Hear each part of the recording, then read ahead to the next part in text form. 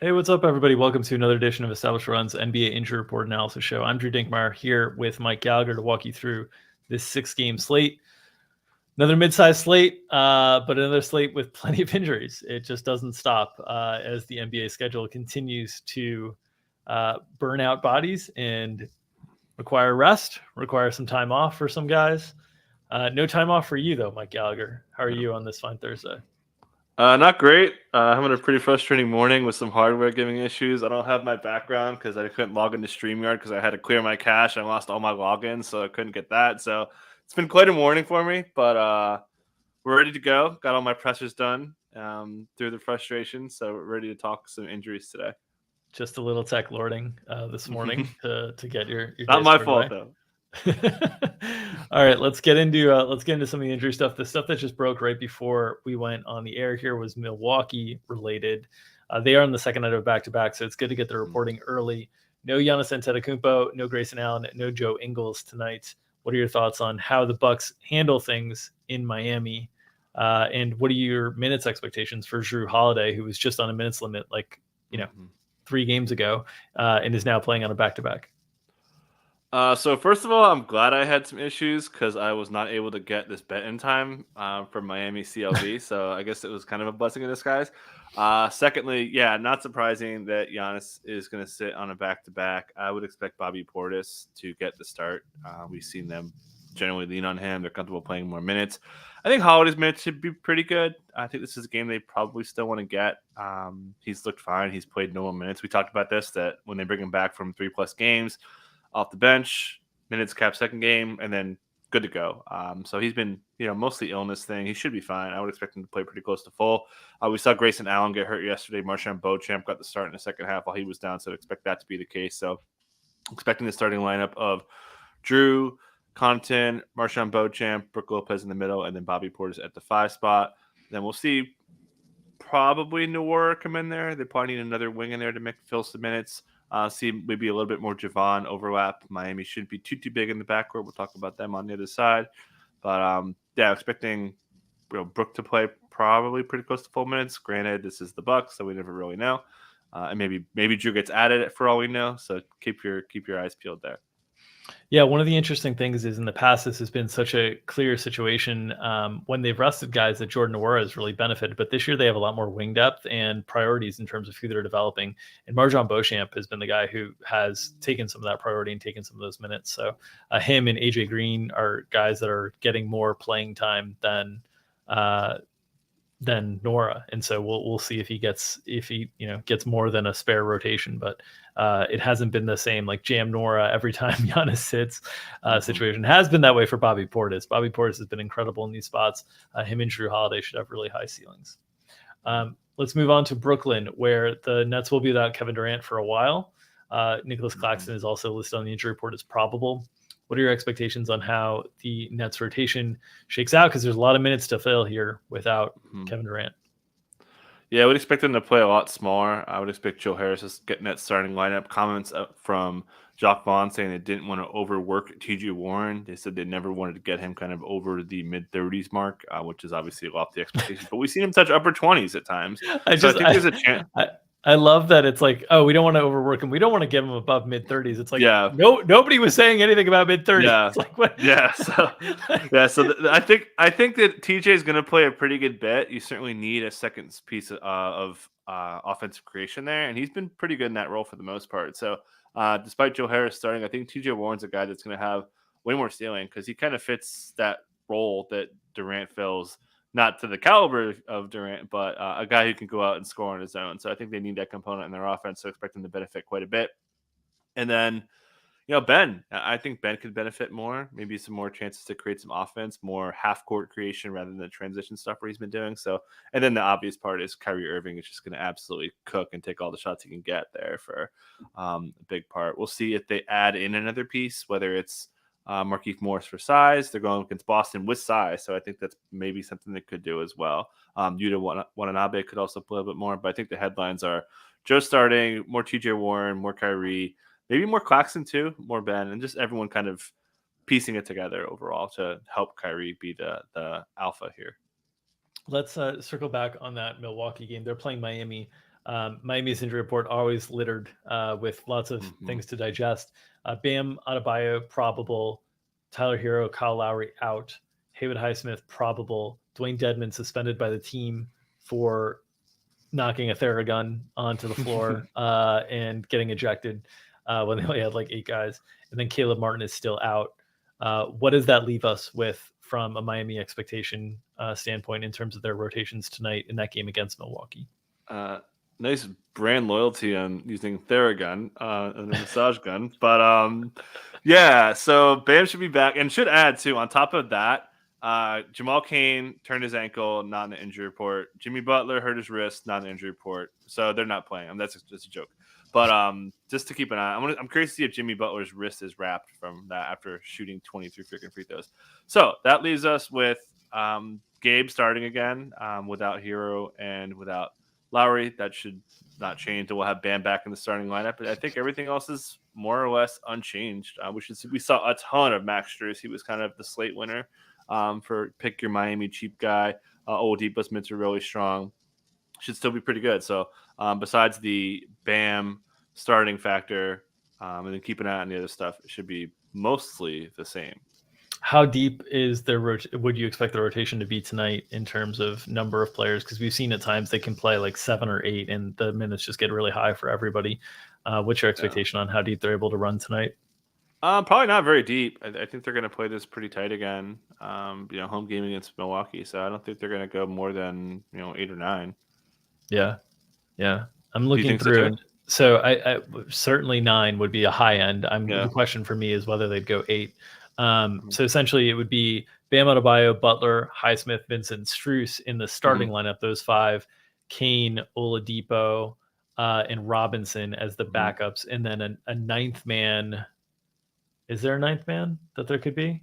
Udonis, I guess. So yeah, it's probably 8, right? So it's probably going to be pretty tight. Okay, cool. Let's move back to Boston, who's taking on Brooklyn. Jaylen Brown. Boston's on the second night of back-to-back. Al Horford's not playing back-to-backs. Time Lord, we talked through the situation yesterday that it made all the sense in the world for Time Lord essentially to rest last night, then play tonight. So that's our expectation there. Jaylen Brown is listed on the injury report as questionable with left abductor tightness. He did a lot of damage last night. Great call by you, both in the matchups column and on the show in chat. What are your expectations for whether Jaylen Brown is available tonight and how things will shake out for Boston tonight? No comment from Mazzulla after the game. I didn't see quite what happened. I think this is new for him. I think he may have gotten listed with a groin injury in a back-to-back, but I think it's just a maintenance thing. So would expect him to play, not confident. If he is playing, I would expect them to probably start the 2 guards, White and Smart, who's back. We'll talk about that in a second. The Jays and then Time Lord in the starting lineup. I think that they may come and bring Grant in for Derek White as well. So those are kind of the 2 iterations. If he's out, then they're almost certainly going to, I would say, start the 2 guards, White, Smart, Tatum, Grant, and then Time Lord and Brogdon. Brogdon's not starting. We talked about this quite frequently that they like him off the bench. There was a comment from Mazzulla that they liked him off the bench and they're going to kind of continue in that role. And they ran, a lot of offense through Brogdon late and a lot of Brogdon, Tatum pick and roll stuff that was pretty effective for them on top of the Jaylen Brown stuff. Shout out to me. But yeah, pretty straightforward and probably be a game time on Jaylen Brown. But I think he's got a pretty good chance to play in a game they probably want to get to cool this Nets team off, even though they don't have Durant. Yeah, and you did reference it there. I overlooked Marcus Smart is back tonight, so that should be an impediment to Kyrie Irving in terms of you would expect him and Derek White to kind of tag team that assignment on Kyrie Irving most of the night. Okay, other questionable tags to note: Ricky Rubio. We might get the return of Ricky Rubio. Was kind of not really on my radar. I don't know if it was on your radar. It kind of came out of the blue that he might come back. He's questionable tonight. Jared Allen left last game early with an illness. I believe he's listed as probable today, so I don't think there's too much concern around the Jared Allen probable tag. Cleveland's generally been pretty good with their tags. Ricky Rubio, though, what kind of role do you expect, and do you think we see him tonight? Yeah, he's going to have a hard cap on him and kind of the low teens. Basically, essentially moving to Hollow Neto's minutes. Pretty straightforward there. Neto's been giving him pretty good minutes. They kind of put him on for on-ball defense to shut the water off a couple games ago for on-ball guy. So expect him to play, just those minutes. So it's not going to really affect the Garlands and Mitchells of the world. But Yeah, really cool. And I don't think he's a great pickup for fantasy, just to add that. It might bring a little bit more competition to the assist rate and the ball handling stuff than there has been from Raul Neto. But I think that will take time. But that's a possibility there. Is Birdie destroying your house? He's doing something. He's all right. All right. On the other side of that game, Cleveland's playing Portland. Damian Lillard listed as questionable on the injury report tonight with an ankle issue. What are your expectations for Dame tonight? Didn't quite see what happened. Actually, no, I did. The trainer was looking at him pretty quick, and then stopped looking at him. So I think he's okay. So I'd expect him to be out there. Team's playing bad. Billups chalked it up to the starter. We talked about a couple of games ago that he's like not trusting his second unit, and he just like crapped all over the starters. They just did not have it. They missed all their 3-pointers against the Magic team that allows, I think, 29th highest frequency in threes. So I'd expect him to be out there. We know Dame plays through a lot of stuff, so expect him to start. And maybe his minutes aren't outrageous. We've seen Simons play so much. Obviously, if he's out, even though the matchup's not great against the Cavs, I mean, Simons could really be chucking. Same with Jeremy Grant, Hart to a less degree, Nurk in a bad matchup. It could really be the perimeter guys carrying the load. But again, it seemed like a really minor. It freaked me out at first because I'm a Dame guy, and I planted him that day. And seeing him talk to the trainer, I was hoping it wasn't a calf. So I'm actually kind of happy it's an ankle thing. But expecting him to go, but never know. Yeah, it'll be real interesting to see this battle with Billups and the bench and how it manifests all year, because these starters are just playing a ton, and it's going to take its toll over time. We've seen Nurk and Dame the last few years have struggled with health. Hart and Simons and Grant have generally been pretty healthy dudes. So, but it's the elephant in the room with Portland is there's not a lot of depth right now. They really need to get Gary Payton consistently playing. They really need to get Justice Winslow back. That's the path. All right, on to Dallas, where Dwight Powell is questionable tonight. They're still without Maxi Kleber and Dorian Finney-Smith, so potentially a little bit less front court depth there. Hip contusion for Dwight Powell. What's your expectation on his availability? And if he was unable to go, how would his role be filled? Pretty good chance he's going to go. He was on the bike for most of the time in the second half out there against the Clippers, so I'd be pretty surprised if he doesn't play.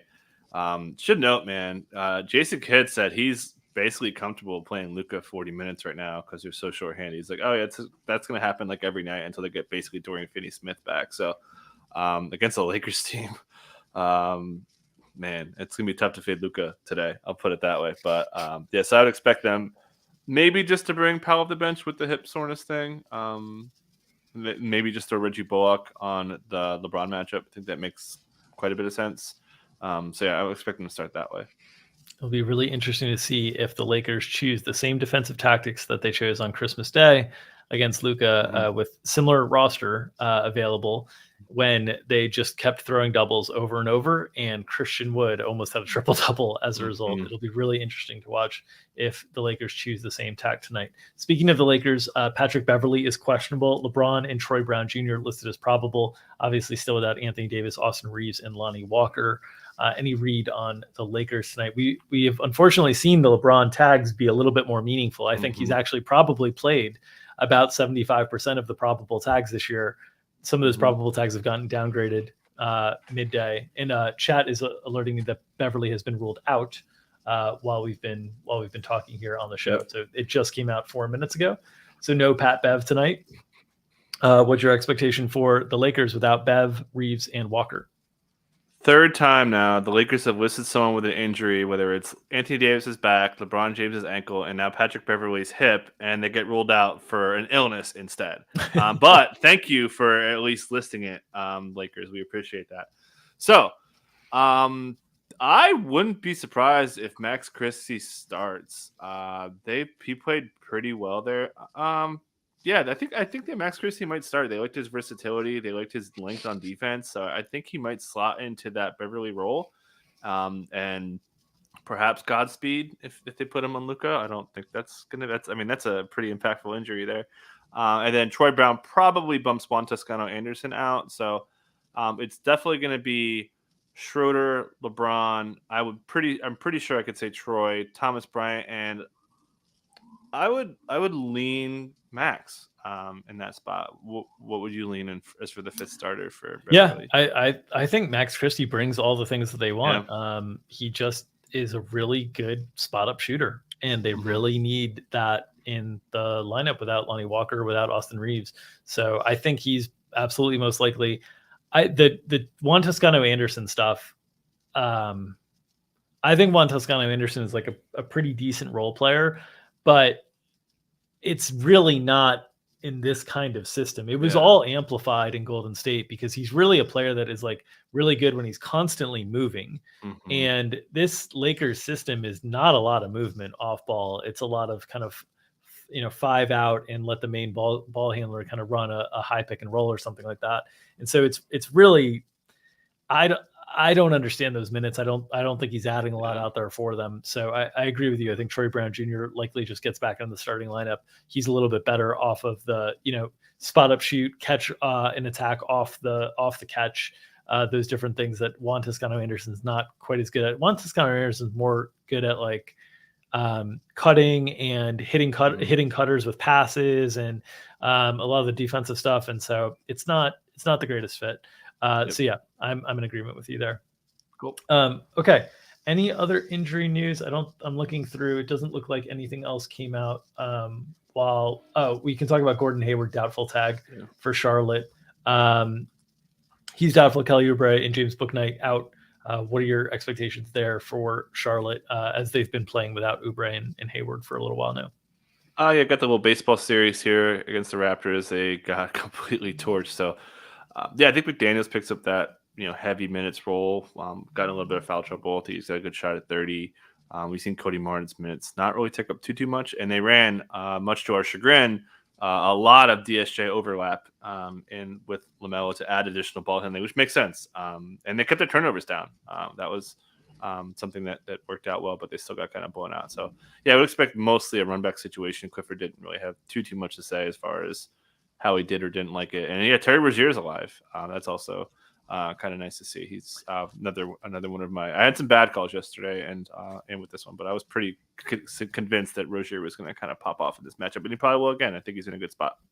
Yeah, he's unsurprisingly, the shooting efficiency has sort of rebounded now that he's playing alongside LaMelo and not having to kind of muster the whole offense by himself. Okay.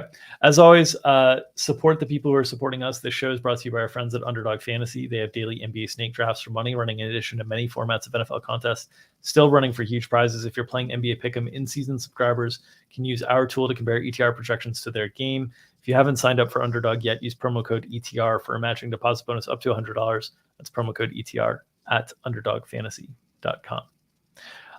Myself and Mike Gallagher will be behind the paywall today at 5:00 Eastern, breaking down the 6-game slate. So make sure to check us out there. If you are not a subscriber to our DFS product or our props product, you can head over to Establish the Run and check out the subscribe page and hopefully join us there. If you are uninterested in subscribing to our paid content, please consider giving us your clicks and subscribing to this YouTube channel, getting notifications whenever we go live. Also consider smashing that like button so we can help circulate the content within the algorithm. As we say, help us feed the algorithm, help us feed our families, help you feed yourselves in the DFS and prop streets with this great injury information. We will be back tomorrow at 2:00 Eastern with Justin Fan from Underdog Fantasy. See you then, everybody. Take care.